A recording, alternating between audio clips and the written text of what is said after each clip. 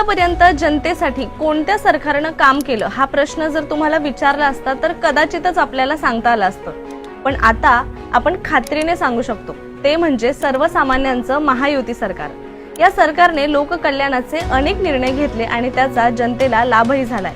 चला तर मग पाहूयात हे निर्णय कोणते आहेत। मुख्यमंत्री एकनाथ शिंदे यांच्या अध्यक्षतेखाली पार पडलेल्या बैठकीत दिव्यांगांच्या सर्वांगीण विकासासाठी स्वतंत्र दिव्यांग कल्याण विभाग स्थापन करण्याचा निर्णय घेण्यात आला। यामार्फत त्यांच्या आर्थिक, सामाजिक, शैक्षणिक विकासासाठी विविध योजनांची अंमलबजावणी केली जाते।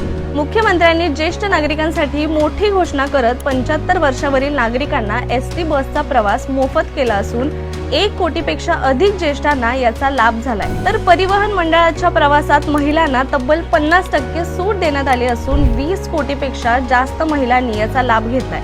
मुंबईतील वाहतूक कोंडीवर तोडगा म्हणून प्रगत तंत्रज्ञानाच्या आधारे ट्विन टनेल या संकल्पनेचा वापर करण्यासाठी मुंबई महानगरपालिकेने सर्वेक्षण करावे, तसेच राज्यातील विविध पायाभूत सुविधांचे प्रकल्प, मेट्रो तसेच सिंचन प्रकल्पांना तातडीने गती देऊन हे प्रकल्प वेळेत पूर्ण करण्याचे निर्देशही मुख्यमंत्र्यांनी दिले। मुख्यमंत्री रोजगार निर्मिती योजना जी राज्यातील बेरोजगार तरुणांना उद्योग सुरू करण्यासाठी आर्थिक मदत देते, याचा लाखो तरुणांना लाभ झालाय। इतकंच नाही तर ग्रामीण युवकांना रोजगार संधी उपलब्ध करून देण्याच्या उद्देशाने महाराष्ट्राच्या 34 ग्रामीण जिल्ह्यांमध्ये स्थापन करण्यात आलेल्या केंद्राच्या विविध क्षेत्रातील कौशल्य विकास प्रशिक्षण कार्यक्रम राबवले जातात। ठाणे शहरातील किसन नगर भागात उभारण्यात येणाऱ्या आशिया खंडातील सर्वात मोठ्या महत्त्वाकांक्षी आणि ऐतिहासिक क्लस्टर पुनर्विकास योजनेतील नवीन प्रकल्पांचे मुख्यमंत्र्यांच्या हस्ते भूमिपूजन झाले।